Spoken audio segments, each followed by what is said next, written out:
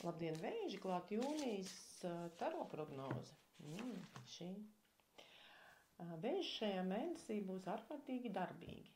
Darbīgi, izveicīgi, vairāk darbosies vienatnē, labprāt pierādīs citiem, ko viņi māk, rādīs visādus figūrus, tas ir maks, tas nozīmē, ka jums var rasties vēži dažādas idejas, ko jūs sen neesat darījuši un ko jūs atkal varētu celt gaismā.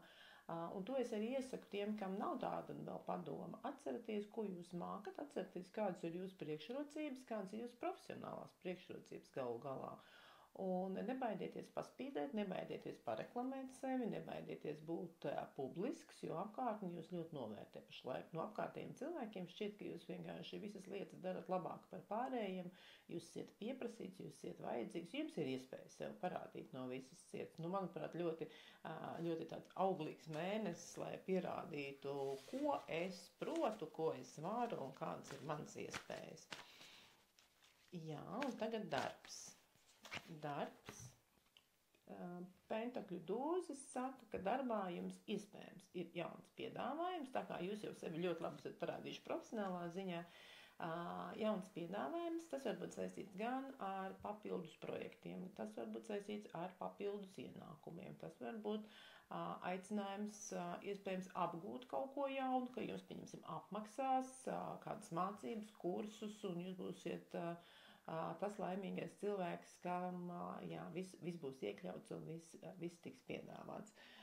Jā, pieņemsim, ka jums ir pietiekami daudz darba būs, kas saistīti ar datoru, ar sēdēšanu, bet tajā ir kaut kāda radošuma dzirks. Tas nav tā, ka jūs būtu piesiets pie galda un nevarat tur neko izdarīt. Pentakļu dūzis tomēr rada pietiekami lielu komfortu, lai jūs varētu manipulēt ar savu laiku un savām darba stundām. Privātā dzīve. Privātā dzīvē gan viss tiek kontrolēts, viss ir tādā jaudīgā, spēcīgā intimitātē, tādā interesē, darbīgumā, un šeit varbūt dažam labam vēzim gribēsies no partnera izspiest sūlu, varbūt tā ne, ka viņš pats būs ļoti darbīgs un ļoti aktīvs un izrādīs savas labākās kvalitātes, tad varbūt gribēsies arī uz partneri spiest, lai viņš arī rāda un spiež no sevis, ko vien var. Ja? Tāda interesanta kārts, kas sola arī enerģiju un spēku, bet dažkārt viņa grib kaut ko pierādīt arī otram cilvēkam.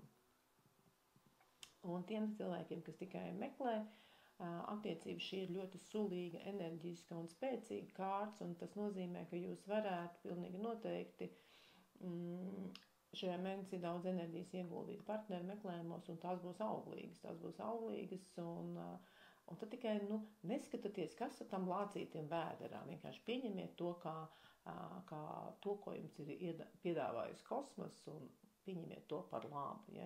Lai nesāk tādu urķēšanās un meklēšanu un izziņu, kas tad tur varētu būt, kaut kam jau sliktam arī noteikti tajā visā ir jābūt. Ja? Tā kā tādu ar pieņemšanu.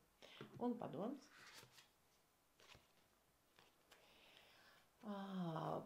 Padoms ir paskatieties biežāk debesīs, pavērojiet apkārtni, dodieties naktī pludmalē, kalnos, mežā, pļavā, un tur ir ļoti, ļoti daudz, kas jauns un izzināms priekš jums. Tādā ieinteresēta cilvēka mēnesis, es gribētu teikt, un manuprāt, viņš būs ļoti interesants. Tādēļ, lai jums labi izdodas to visu realizēt.